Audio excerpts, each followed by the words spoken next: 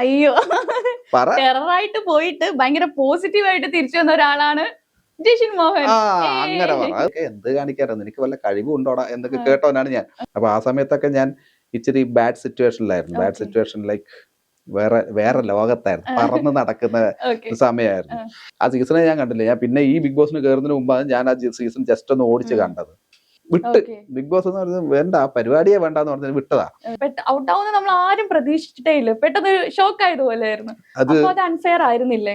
ഓരോരുത്തർ എതിർത്ത് പറയുന്നതും ഓക്കെ, ഇവർക്കൊരു ഭീഷണി ആകുമോ, അതിനപ്പുറത്തേക്കുള്ള കളികളുണ്ട് ചെയ്യാറ്. അവർക്ക് വോട്ട് മറിക്കാൻ പറ്റും. ഈ പറയുന്ന ഹ്യൂജ് ആയിട്ടുള്ള വലിയ ഫാൻ ബേസ് ഉള്ള അവർക്ക് പൈസ കൊടുത്തിട്ട് അവരുടെ ഇതിലേക്കുള്ള ആൾക്കാരെ കൊണ്ട് വോട്ട് ചെയ്യിപ്പിക്കാൻ പറ്റും. ഭൂരിപക്ഷം പേരും PR കൊടുത്തിട്ടാണ് വന്നിരിക്കുന്നത് എനിക്ക് പറയാൻ പറ്റും. നീ ചെയ്യാറുണ്ടോ? എത്ര പേർക്ക് വോട്ട് ചെയ്യാറുണ്ട്? ഞാൻ ഇതുവരെ ചെയ്തിട്ടില്ല. ഇല്ലല്ലോ. പറയും, ഇപ്പം കാണുമ്പോൾ പറയും വോട്ട് ഇതിന്റെ ഹോട്ട്സ്റ്റാർ പോയി ഇരുന്ന് കുത്തിയിരുന്ന് വോട്ട്, അല്ലെങ്കിൽ പിന്നെ അത്രക്ക് അഡിക്റ്റഡ് ആയിട്ടുള്ള ആളായിരിക്കണം ബിഗ് ബോസിന്. ഈ സാധാരണക്കാരായിട്ടുള്ള അമ്മമാര് ഇവരൊന്നും ചെയ്യുന്നില്ല. It's a cheap game. തെണ്ടിത്തരാണ് ഈ PR കളിക്കുക. അനുമോക്ക് ആ സമയത്ത് പീരീഡ്സ് ആയിരുന്നു, അതുകൊണ്ടാണ് പോലും ഞാൻ അവൾ ഉണ്ടാക്കിയ ഭക്ഷണം കഴിക്കായിരുന്നു. അങ്ങനെ അങ്ങനെ നോക്കൂല.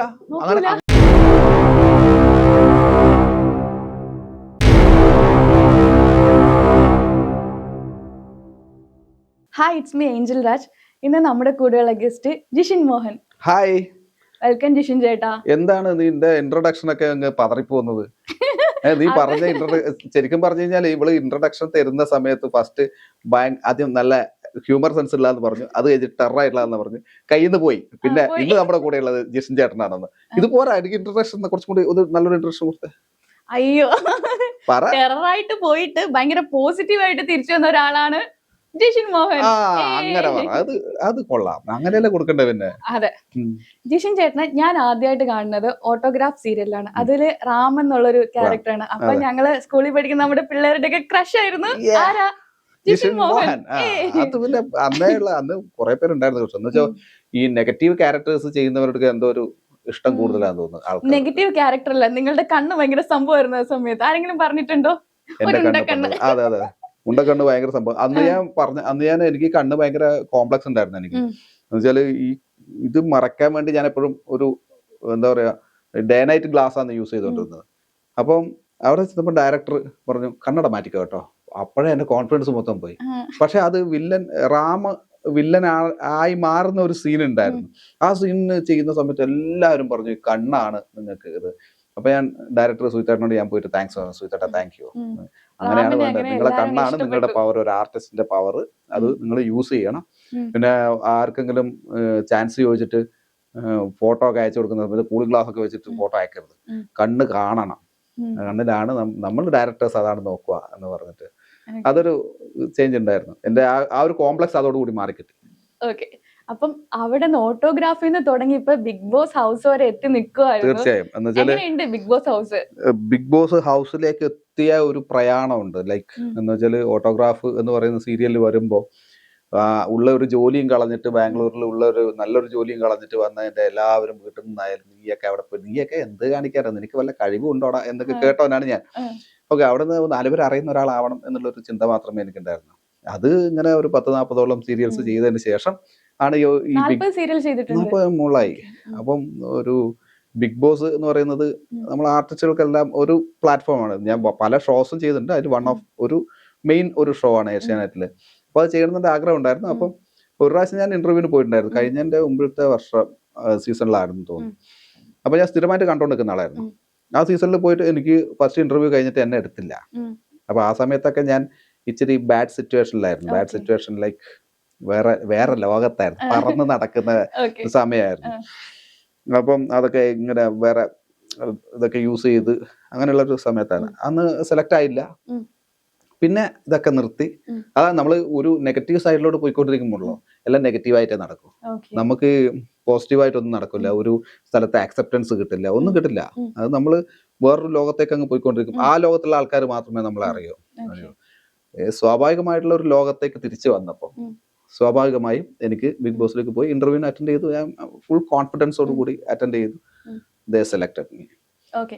ഇപ്പം അങ്ങനെ ഒരു വേൾഡിൽ കൂടെ പോകുന്ന ആൾക്കാണെങ്കിൽ ജിഷിൻ ചേട്ടൻ ഇപ്പൊ ഒരു മോട്ടിവേഷൻ ആയിരിക്കും. തീർച്ചയായും അതല്ല, അത് മോട്ടിവേഷൻ ആയിട്ട് എടുക്കുന്നവർക്ക് എടുക്കാം. എന്ന് വെച്ചാൽ അങ്ങനെയുള്ള ഒരു വേൾഡിലേക്ക് കൂടെ പോകുന്നവർ ഒരിക്കലും ഇത് ചിന്തിക്കില്ല, ഇവൻ ആരെ പറയാൻ, നമുക്ക് ഇഷ്ടമുള്ള പോലെ പറയും. ഞാനും പറഞ്ഞിട്ടുള്ളതാണ്, അങ്ങനെ ചിന്തിക്കുന്ന ആൾക്കാരുണ്ട്. പക്ഷെ അത് തിരിച്ചറിഞ്ഞ് നമ്മൾ തിരിച്ചു വരുന്നതാണ് എനിക്ക് തോന്നുന്നു കുറച്ചും കൂടി, അതല്ലേ ചലഞ്ച്. അതിലേക്കൂടെ പോകാൻ എല്ലാവർക്കും പറ്റും. ഇപ്പം ഒന്ന് വലിക്കാനായാലും, അല്ലെങ്കിൽ കള്ളു കുടിക്കാനായാലും, കഞ്ചാവ് അടിക്കാനായാലും, MDMA യൂസ് ചെയ്യാനായാലും, അല്ലെങ്കിൽ ഇങ്ങനത്തെ പറയുന്ന രാസലഹരികളൊക്കെ യൂസ് ചെയ്യാൻ എല്ലാവർക്കും എളുപ്പമാണ്.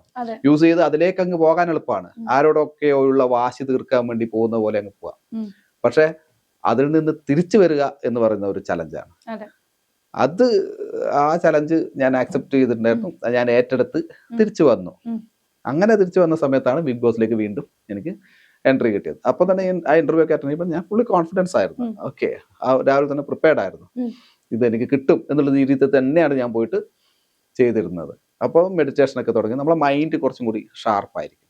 അപ്പോൾ അങ്ങനെ ഷാർപ്പായിട്ട് ബിഗ് ബോസിലേക്ക് എൻട്രി കിട്ടി. ആദ്യത്തെ പ്രാവശ്യം എനിക്ക് കിട്ടാതിരുന്ന സമയത്ത് ഞാൻ ആ സീസണെ കണ്ടില്ല. എനിക്ക് ദേഷ്യം പിടിച്ചിട്ട്, മാരാരൊക്കെ വരുന്ന സീസൺ, അതില് മാരാറിന്റെ സീസണിലായിരുന്നു. അപ്പൊ മാരാർ പിന്നെ ഒരു പ്രാവശ്യം കണ്ടപ്പോ മാരാർ ജിഷ്ണു എന്താ പറയാ, ജിഷ്ണു അതിലുണ്ടാവും, ഞാൻ അത്ര എക്സ്പെക്ട് ചെയ്തു എന്ന് പറഞ്ഞിട്ടുണ്ടായിരുന്നു.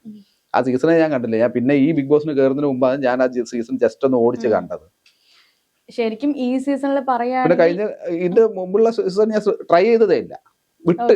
ബിഗ് ബോസ് എന്ന് പറയുന്നത് വേണ്ട, പരിപാടിയെ വേണ്ടെന്ന് പറഞ്ഞാൽ വിട്ടതാ. ഇപ്രാവശ്യം കൂടി വിടേണ്ടതായിരുന്നു. എന്ന് വെച്ച് കഴിഞ്ഞാല് ഈ ബിഗ് ബോസിൽ കിട്ടിയിട്ട് ഞാൻ 24-ാം തീയതി പിന്നെ ആവുമ്പോഴേക്കും എന്നെ ഫ്രീ ആ. 24-ാം തീയതി ഞാൻ പറഞ്ഞു, ഞാൻ ചെയ്യുന്ന കന്യാദാനം സീരിയലിലെ എന്റെ ക്യാരക്ടറിന് ദുബായിക്ക് പറഞ്ഞു വിട്ട്, റൈറ്ററൊക്കെ പറഞ്ഞ് നമ്മൾ ഫ്രീ ആയി. 25-ാം തീയതി ഫ്രീ ആണ്. 25-ാം തീയതി ഫ്രീ ആയിട്ട് പിറ്റേ ദിവസം നോക്കുമ്പോൾ ഇവർ വിളിച്ചിട്ട് ജിഷ്ണെ വൈൽഡ് കേട്ടോ.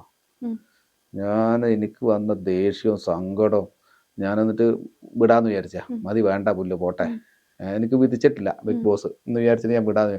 2 ആഴ്ചയായി, 3 ആഴ്ചയായി, 4-ാമത്തെ ആഴ്ചയാണ് ഇവർ വിളിക്കുന്നത്. ഓണത്തിന് ശേഷം എന്ന് പറഞ്ഞിട്ട് ഓണത്തിന് മുമ്പാക്കി, അത് ഓണത്തിന് ശേഷം നാളെങ്കിൽ ഞാൻ ഡ്രോപ്പ് ചെയ്തത്, എനിക്ക് താല്പര്യമില്ലായിരുന്നു. ആ ഓണത്തിന് മുമ്പ് എന്നെ വിളിച്ച് അങ്ങോട്ടേക്ക് കയറാം. പിന്നെ ഓക്കെ കയറാം എന്ന് വിചാരിച്ച് കയറി. ശരിക്കും പേഴ്സണലി പറയുകയാണെങ്കിൽ കപ്പടിക്കേണ്ട ഒരാൾ തന്നെ ആയിരുന്നു ചേട്ടൻ. ചേട്ടന്റെ എൻട്രി സമയത്ത് ഇപ്പം നമുക്ക് എല്ലാവർക്കും ഒരു ഹോപ്പ് ഉണ്ടായിരുന്നു. ഭയങ്കര ഹ്യൂമർ സെൻസ് ഉള്ള ആളാണ്, ഉറങ്ങിക്കിടന്ന ഹൗസിനെ ഓൺ ആക്കിയ ഒരാളും കൂടിയാണ് അല്ലെ. കുറെ ഫൺ മൊമെന്റ്സ്. ആ ഒരു എവിക്ഷൻ നമ്മൾ എക്സ്പെക്ട് ചെയ്യാത്തതായിരുന്നു. ഔട്ട് ആവുന്ന നമ്മൾ ആരും പ്രതീക്ഷിച്ചിട്ടേ ഇല്ല. പെട്ടെന്ന് ഷോക്ക് ആയതുപോലെ ആയിരുന്നു. അപ്പൊ അത് അൺഫെയർ ആയിരുന്നില്ലേ? അൺഫെയർ എന്ന് എനിക്ക് പറയാൻ പറ്റില്ല. എന്ന് ഒരിക്കലും ഏഷ്യാനെറ്റോ അല്ലെങ്കിൽ എൻഡമോൾ ഷൈനോ പറയുന്ന ഹോട്ട്സ്റ്റാറോ അതിലുള്ള ഒരാൾക്കും ഇതിലൊന്നും ചെയ്യാൻ പറ്റില്ല. കറക്റ്റ് വോട്ടിങ്ങിന്റെ അടിസ്ഥാനത്തിൽ മാത്രമാണ് ഈ പരിപാടി നടക്കുന്നത്. അപ്പം ഇവർക്ക് പുറത്തുനിന്ന് മാനിപ്പുലേറ്റ്, പുറത്തുള്ളവർക്ക് ഇത് ചേഞ്ച് ചെയ്യാൻ പറ്റും. ഈ പറയുന്ന PR എന്ന് പറയുന്നത്, ഞാൻ പോകുന്ന സമയത്ത് എൻ്റെ അടുക്ക ചോദിച്ചിട്ടുണ്ടായിരുന്നു, ഒരു ടീം എന്നെ ബന്ധപ്പെട്ട് പറഞ്ഞു മാസം 90,000 വെച്ച് കൊടുക്കാൻ. അങ്ങനെ 3 മാസത്തേക്ക് 90x3 പിന്നെ 327 രൂപ, 2,70,000 കൊടുക്കണമായിരുന്നു. അപ്പോഴാണ് എന്റെ വൈൽഡ് കാർഡ് വന്നത്. അത് ഞാൻ പറഞ്ഞില്ല, അതോടുകൂടി എന്റെ മൂഡ് പോയി. 15 ലക്ഷം എന്ന് പറയുന്നൊന്നുമില്ല അല്ലേ? ഉണ്ടാവും. ഈ എന്റെ അടുക്ക ഇത്രേ ചോദിച്ചുള്ളൂ എന്ന് ഞാൻ പറയാം. അതിന് മുകളിലുണ്ട് തീർച്ചയായും. അതിന് വലിയ എമൗണ്ടിലുള്ള കളികൾ നടക്കുന്നുണ്ട്. എന്ന് വെച്ചാൽ ഇത്ര ഓരോ ആഴ്ച ഒരാളെ എവിക്റ്റ് ചെയ്യിക്കാൻ പറ്റും. അതെനിക്ക് മനസ്സിലായി. ഒരാളെ ഇപ്പം വ്യാഴാഴ്ച ദിവസം വരെ എന്റെ സ്ഥാനം 6-ാമത് 7-ാമത് ഉണ്ടായിരുന്നത്, ഇത് ഇറങ്ങിയ ശേഷമുള്ള എന്റെ ഒരു സെർച്ചിങ്ങിൽ മനസ്സിലായ 6-ാമത് 7-ാമത് ഉണ്ടായിരുന്ന ഞാൻ പെട്ടെന്ന് 6-ാം സ്ഥാനത്ത് അങ്ങനെ ഉണ്ടായത്. പെട്ടെന്ന് വെള്ളിയാഴ്ച ദിവസമായപ്പം ഏറ്റവും അടിയിൽ കിടന്ന ആള് മുകളിലോട്ട് കയറി, ഞാനും അഭിലാഷും ഡൗൺ പോയി. അതുകൊണ്ട് നമ്മൾ രണ്ടുപേരും എവിക്റ്റായി. അതുവരെ നമ്മൾ സേഫായിട്ട് നോർമൽ ആയിട്ടുള്ള വോട്ടിംഗ് ആയിരുന്നു. ഈ ഒറ്റ ദിവസം കൊണ്ട് ഈ വോട്ടിംഗ് അങ്ങനെ മറിയണമെങ്കിൽ തീർച്ചയായും അതിന്റെ പുറത്തുള്ള ഒരു കളിയുണ്ട്. ഒരാളെ എന്ന് വെച്ചാൽ എനിക്ക് തോന്നുന്നു ഞാൻ അവിടെ ഓരോരുത്തരെ എതിർത്ത് പറയുന്നതും ഓക്കെ ഇവർക്കൊരു ഭീഷണി ആകുമോ ഇവൻ എന്നുള്ള ചിന്ത ഈ PR-ന് വരികയും ഇവര് ഈ പറയുന്ന ഓക്കെ വലിയ കുഴപ്പമില്ലാത്ത എന്ന് വെച്ചാല് പിന്നെ വായിൽ വിരലിട്ടാലും കടിക്കാത്ത ആളെ അവരെന്ത് ചെയ്തു, കയറ്റി വിട്ടു. ആള് അവസാനം വരെ നിൽക്കുകയും ചെയ്തു, ഏറെക്കുറെ നിൽക്കുകയും ചെയ്തു. ആള് എന്ന് വെച്ചാൽ ആളെ പേര് ഞാൻ പറയാത്ത എന്താ വെച്ചാൽ പുള്ളിനെ ഒന്നും പറയാൻ പറ്റില്ല. അയാളെ നമുക്ക് മോശം പറയാൻ പറ്റില്ല, നല്ലൊരു പേഴ്സൺ പുള്ളിനൊന്നും പറയാൻ പറ്റില്ല. പുറത്തുള്ള കളികൾ ഇതാണ്. അപ്പം ഈ പി ആറിന്റെ ഏറ്റവും നമുക്ക് തെണ്ടിത്തരം എന്ന് പറയാവുന്ന ഒരു വേർഡ് യൂസ് ചെയ്ത് പറയാവുന്ന ഒരു കാര്യം ഇത് മാത്രമേ ഉള്ളൂ. ഇപ്പൊ എന്റെ അടുത്ത് ഞാൻ പറഞ്ഞില്ല, എന്റെ അടുത്ത് 3 മാസത്തേക്ക് പെർ മന്ത് 90,000 പറഞ്ഞ ആൾക്കാരും പറഞ്ഞത് നമുക്ക് വോട്ടിംഗ് ഒന്നും ചെയ്യാൻ പറ്റില്ലേ. ചേട്ടൻ എപ്പോഴെങ്കിലും തോന്നിയിട്ടുണ്ടോ അത് ചെയ്യേണ്ടതായിരുന്നു എന്ന് തോന്നിയിട്ടുണ്ടോ? പിന്നെ തീർച്ചയായും തോന്നിയിട്ടുണ്ട്. ഞാൻ ഇറങ്ങി കഴിഞ്ഞപ്പോ ഇങ്ങനെയൊക്കെയാണ് കളിയെന്ന് മനസ്സിലായപ്പം എനിക്ക് തോന്നിയിട്ടുണ്ട്. എനിക്കറിയാവുന്ന ഒരു പി ആർ എന്ന് പറഞ്ഞു കഴിഞ്ഞാൽ ജസ്റ്റ് നമുക്ക് സപ്പോർട്ട് ചെയ്ത് പോകുന്നു എന്നുള്ളതായിരുന്നു ഞാൻ വിചാരിച്ചത്. അല്ല, അതിനപ്പുറത്തേക്കുള്ള കളികളുണ്ട് പി ആർ. അവർക്ക് വോട്ട് മറിക്കാൻ പറ്റും. ഈ പറയുന്ന ഹ്യൂജ് ആയിട്ടുള്ള വലിയ ഫാൻ ബേസ് ഉള്ള അവർക്ക് പൈസ കൊടുത്തിട്ട് അവരുടെ ഇതിലേക്കുള്ള ആൾക്കാരെ കൊണ്ട് വോട്ട് ചെയ്യിപ്പിക്കാൻ പറ്റും. ഒരു വോട്ടിന് ഇത്ര പൈസ എന്ന് പറഞ്ഞിട്ട് വാങ്ങിയിട്ട് കണ്ടസ്റ്റന്റിന്റെ അടുക്കുന്നില്ല, കണ്ടസ്റ്റന്റിന്റെ പുറത്തുള്ള ആൾക്കാരെടുക്കുന്ന പൈസ വാങ്ങിയിട്ട് ഈ പറഞ്ഞില്ലേ, ഞാൻ പറഞ്ഞില്ലേ വ്യാഴാഴ്ച ദിവസം ഉണ്ടായിരുന്ന ഇത്രയും ഇതിൽ നിന്നിരുന്ന 6ാം സ്ഥാനത്ത് നിന്നിരുന്ന ഞാൻ എങ്ങനെയാ പെട്ടെന്ന് ഈ ഒറ്റ ദിവസം കൊണ്ട് ഈ ഒരാഴ്ച ചെയ്യാത്ത വോട്ടാണോ ഈ പറയുന്ന 4 മണിക്കൂർ കൊണ്ട് ചെയ്തിട്ട് കയറുന്നത്? അത് ശരിയാണ്. അപ്പം തീർച്ചയായും ആ ഒരു പൈസ വാങ്ങി ഇയാൾക്ക് വോട്ടിംഗ് കയറ്റാൻ വേണ്ടി. അപ്പം എന്താ പറയാ, ഓൾറെഡി പി ആർ ചെയ്തിട്ട് പോയ ആൾക്കാരുണ്ട്. ഇവര് ചിലപ്പോ കാശ് നേരത്തെ കൊടുക്കണോ? അത് അഡ്വാൻസ് ചെയ്യുന്നുണ്ടാവും, ഇറങ്ങിയതിന് ശേഷം കൊടുക്കണമായിരിക്കും, അങ്ങനെയൊക്കെ ചെയ്യുന്നത്. ഞാൻ പറയാം അവിടെ ഭൂരിപക്ഷം പേരും പി ആർ കൊടുത്തിട്ടാണ് വന്നിരിക്കുന്നത്. ഭൂരിപക്ഷം പേരും പി ആർ കൊടുത്തിട്ടാണ് വന്നിരിക്കുന്നതെന്ന് എനിക്ക് പറയാൻ പറ്റും. എനിക്കൊന്ന് അഭിലാഷ് അങ്ങനെയുള്ളവരെ ഈ വലിയ ഇങ്ങനെ പൈസയൊക്കെ കൊടുത്തിട്ട് പി ആർ ചെയ്ത്, എന്റെ പി ആർ അമയായിരുന്നു, അറിയാറുന്നില്ല. അപ്പൊ ഇവള് ഓരോ വീഡിയോ എടുത്തിട്ടും എന്നിട്ട് അവൾക്ക് പരിചയമുള്ള ഒരു പയ്യൻ ഇങ്ങനെ ചോദിച്ചിട്ടുണ്ടായിരുന്നു. അവൻ്റെ അടുത്ത് പറഞ്ഞ അവനായിരുന്നു എന്റെ വീഡിയോസ് ഒക്കെ കട്ട് ചെയ്ത് ഇട്ടിട്ട് അങ്ങനെ ചെയ്തിരുന്നത്. അല്ലാതെ അതിനായിട്ടൊരു ടീമിനെ ക്രിയേറ്റ് ചെയ്ത് അതിനുവേണ്ടി ഇറങ്ങിത്തിരിക്കാൻ മാത്രമുള്ള ആൾക്കാരില്ലായിരുന്നു. പിന്നെ ഈ കാണുന്ന ആൾക്കാർ നമ്മൾ വിചാരിക്കും, ഈ കാണുന്ന ആൾക്കാര് നമ്മളെ അമ്മമാര് അല്ലെങ്കിൽ എല്ലാവരും പറയുന്നവരെല്ലാരും വോട്ട്, പിന്നെ ഇവർക്ക് ഇതല്ലേ പണി? നീ ചെയ്യാറുണ്ടോ? എത്ര പേർക്ക് വോട്ട് ചെയ്യാറുണ്ട്? ഞാൻ ഇതുവരെ ചെയ്തിട്ടില്ല. ഇല്ലല്ലോ. പറയും, ഇപ്പം കാണുമ്പോ പറയും വോട്ട് ഇതിന്റെ ഹോട്ട്സ്റ്റാർ പോയി കുത്തിയിരുന്ന് വോട്ട്, അല്ലെങ്കിൽ പിന്നെ അത്രക്ക് അഡിക്റ്റഡ് ആയിട്ടുള്ള ആളായിരിക്കണം ബിഗ് ബോസിന്. ഈ സാധാരണക്കാരായിട്ടുള്ള അമ്മമാര് ഇവരൊന്നും ചെയ്യുന്നില്ല. അത് ശരിയാണ്. ഇപ്പൊ ഞാനും ഇവർക്ക് ചിലപ്പോ എന്നെ ഇഷ്ടമായിരിക്കും, ജിഷിനെ എനിക്ക് ഭയങ്കര ഇഷ്ടമാണ്. ജിഷിനെ ഇപ്പൊ നീ പറഞ്ഞില്ലേ അമ്മക്ക് ഇൻസ്റ്റാഗ്രാമിൽ ഷെയർ ചെയ്യാറുണ്ട്, ഇൻസ്റ്റാഗ്രാമിൽ ഷെയർ ചെയ്യും. ആ ഷെയർ വന്നതുകൊണ്ടല്ലേ ചെയ്യാൻ പറ്റും. അതെ അല്ലേ? പിന്നെ നമുക്ക് എല്ലാരെയും പറ്റില്ല. ഇതിൽ അറിയുന്ന കുറച്ചു പേരൊക്കെ ഫ്രണ്ട്സ് ആയിരിക്കും. അപ്പൊ ഒന്ന് ചെയ്താൽ മറ്റതിലും ഇതാവും. അതുകൊണ്ട് ചെയ്യാറില്ല. ഇത് തന്നെയാണ് പലതും. ഈ വോട്ടിംഗ് മുഴുവൻ എനിക്ക് തോന്നുന്നത് ഈ പൈസ കൊടുത്തിട്ടുള്ള വോട്ടിംഗ് മാത്രമാണ്. അല്ലാണ്ട് ജെനുവിനായിട്ട് ഇന്നയാള് ജയിക്കണം, ഞാൻ അയാളുടെ ഇതാണ് എന്ന് പറയുന്നിട്ട് വോട്ട് ചെയ്യുന്നവർ കുറവാണ്, വളരെ കുറവാണ്. മെനക്കെടാൻ നിൽക്കില്ല ആരും. പിന്നെ ഇവർക്ക് വേറെ പണിയില്ലേ? ബിഗ് ബോസ് കാണുന്നുണ്ട്, പോകുന്നുണ്ട്, പിന്നെ കുത്തിയിരുന്ന് ഇവർക്ക് വോട്ട് ചെയ്ത് ജയിപ്പിക്കുക. ഇവരാണോ നമ്മളെ ഭരിക്കാൻ പോകുന്നത്? എഫേർട്ട് എടുക്കൂല. അപ്പൊ ഇതിന്റെ പുറത്തുള്ള കളി അതാണ്. ആ കളി ചീപ്പ് ഗെയിം, തെണ്ടിത്തരാണ് ഈ പി ആറുകാർ കളിക്കുക. അതുകൊണ്ട് തന്നെ വളരെ ആശയോടും മോഹത്തോടും കൂടി പോയിട്ട് ആ ബിഗ് ബോസിൽ നമ്മൾ കളിച്ച് ജയിക്കണം എന്ന് ആഗ്രഹിച്ചിട്ട് വളരെ ആത്മാർത്ഥമായിട്ട് അവിടെ പ്ലേ ചെയ്തുകൊണ്ടിരിക്കുന്നവരെ പുറത്താക്കുമ്പോൾ അവർക്കുണ്ടാവുന്ന ഒരു വിഷമമുണ്ടല്ലോ. എനിക്ക് പുറത്തിറങ്ങിയപ്പോ ഞാൻ പറഞ്ഞ കാര്യം, എനിക്ക് അവിടെ നിന്ന് കൊതി തീർന്നിട്ടില്ല. ആ കൊതി തീരാതെയാണ് ഞാൻ അവിടുത്തെ പുറത്തു വന്നത്. ഈ ശാപം നിങ്ങൾക്ക് കിട്ടും പി ആറുകാരെ, ഈ കാണിച്ച തെണ്ടിത്തരത്തിന്. എന്ന് വെച്ചാല് ഈ ആശയും മോഹം തീരാണ്ട് മരിച്ചു പോകുന്നവരുടെ പ്രേതം മോക്ഷം കിട്ടാതെ അലയെന്ന് പറഞ്ഞില്ലേ, അതുപോലെ അലയുന്നുണ്ട് എന്റെ പ്രേതാവ്. കിട്ടും. അത് ഇന്നല്ലെങ്കിൽ നാളെ അതിനുള്ളത് കിട്ടും. എത്രയൊക്കെ പൈസ നിങ്ങൾ അതിന്റെ പുറത്ത് വേറെ ആളുടെ അടുത്ത് ഉണ്ടാക്കിയാലും കിട്ടും. അത് വേറെ കാര്യം. ഇത് മനസ്സറിഞ്ഞിട്ട് പറയുന്നതാണ്, കിട്ടുന്നത്. ദേശീയ സങ്കടം വരും, പറയുമ്പോൾ വിഷമം തോന്നും. നമ്മൾ അവിടെ നിന്നിട്ട് പുറത്തിറങ്ങുമ്പോൾ പലരും പറയും അൺഫെയർ എവിക്ഷൻ. ഈ അൺഫെയർ എവിക്ഷൻ എന്ന് പറയുന്ന ആൾ വോട്ട് ചെയ്തിട്ടുണ്ടെങ്കിൽ ഞാൻ അവിടെ ഉണ്ടാവുക. എന്തോ കുത്തി പറഞ്ഞ തന്നെയാണ്. വോട്ട് ചെയ്തില്ല, പറഞ്ഞില്ലേ നീ? അതന്നെ. ഈ പറയാൻ മാത്രമേ എല്ലാവർക്കും പറ്റും. പക്ഷെ ജിസേൽ ഔട്ടായതും ചേട്ടൻ ഔട്ടായതും ഒക്കെ നമുക്ക് വിഷമമുണ്ട്, പ്രതീക്ഷിക്കാത്തൊരു. അത് കേൾക്കുമ്പോൾ ഒരു സന്തോഷമുണ്ട്, പക്ഷെ ഒരു വിഷമവും, വല്ലാത്തൊരു വിഷമവും. പക്ഷെ ഞാൻ പോകേണ്ടവനായിരുന്നില്ല അല്ലേ, ഞാൻ ഇവിടെ അവസാനം വരെ നിൽക്കേണ്ടവനായിരുന്നു എന്ന് ആൾക്കാരൊക്കെ പറയുന്ന ഇഷ്ടമല്ലാത്ത ആൾക്കാർ പറയും പിന്നെ അതൊക്കെ ഫെയർ ആണ് പടാ എന്ന് പറയും. ഇപ്പൊ തന്നെ ഇതിന്റെ അടിയിൽ കമന്റ് ഇടും. അതെ, ബാഡ് കമന്റ്സ് ഇടാൻ കുറെ ബാഡ് ആൾക്കാർ കമന്റ്സ് ഇടാൻ വേണ്ടി ബാഡ് കമന്റോളികൾ കുറെ ഉണ്ട്. സത്യം. ഈ അനീഷിന്റെയും അനുവിന്റെയും ഒരു പ്രൊപ്പോസൽ സീനിൽ അതൊരു പ്രാങ്ക് ആയിട്ട് തോന്നിയിട്ടുണ്ടോ അത് ജെന്യൂൻ ആയിട്ട് തോന്നിയിട്ടുണ്ടോ? ഒന്ന്, അവിടെയുള്ള ഒരാളെ കുടിച്ച വെള്ളത്തിൽ വിശ്വസിക്കാൻ പറ്റില്ല, ഒരാളെയും വിശ്വസിക്കാൻ പറ്റില്ല. ഒന്ന് ഇപ്പൊ ഞാൻ ഇതിനിടക്ക് ഞാനൊരു പോസ്റ്റ് കണ്ടു, ഞാൻ ഇതിനിടക്ക് പ്രതികരിക്കണം. എനിക്കൊന്ന് നമ്മളെ സീക്രട്ട് ഏജന്റ് സായിന്റെ എങ്ങാൻ്റെ ഒരു ഇന്റർവ്യൂ ഉണ്ട്. അതിൽ സായി പറയുന്നുണ്ട് ഞാൻ അവിടെ വെജിറ്റേറിയന്റെ ഇതിന് പറഞ്ഞു നോക്കില്ലേ, അത് അനുമോക്ക് ആ സമയത്ത് പീരീഡ്സ് ആയിരുന്നു, അതുകൊണ്ടാണ് പോലും ഞാൻ അവൾ ഉണ്ടാക്കിയ ഭക്ഷണം കഴിക്കായിരുന്നു.